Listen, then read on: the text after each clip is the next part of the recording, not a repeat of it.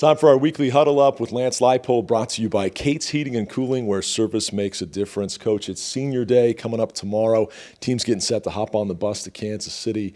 What a special group. What a special legacy for more than 30 Jayhawks seniors about to play their final home game. Yeah, it's a special day for these guys that have given so much to this university, to our football program, help us change the ways of the program, and so many of them made so many great contributions, not always dictated in a stat line or playing time, but so many of them have helped us through culture building and what they've done, and hopefully we make it a special day for them tomorrow.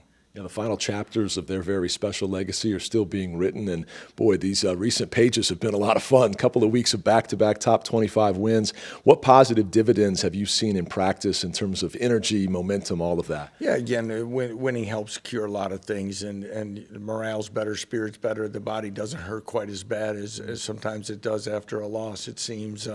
The energy's been good.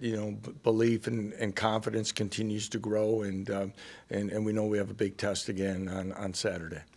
Big test, certainly defensively with some of the Colorado offensive personnel, the explosiveness. We'll talk about that in a second. But first off, your defense coming off a win like that with a fourth quarter closeout. Tell me about the confidence of Brian Borland's bunch right now. Yeah, that was a big day for us that way, coming up with multiple stops along the way during that game. Of course, the one at the end on the fourth down to really cinch the game for us was huge.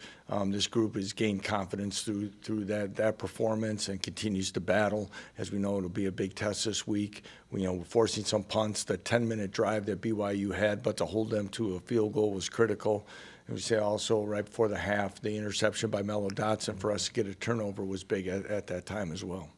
In talking with your players this week, they've got a ton of respect for Coach Sanders and his team, a couple of guys that could be picked in the top 2 or 3 picks in the NFL draft. But I sense that our guys want to show what they can do up against names like Travis Hunter and Shedeur Sanders. Yeah, anytime you play against a team that has named players like Colorado does, and those two players specifically, and everything that's kind of gone along with their program along the way, it's a good challenge. It's a day that you can make a statement and go play your best football. So there's a lot to play for.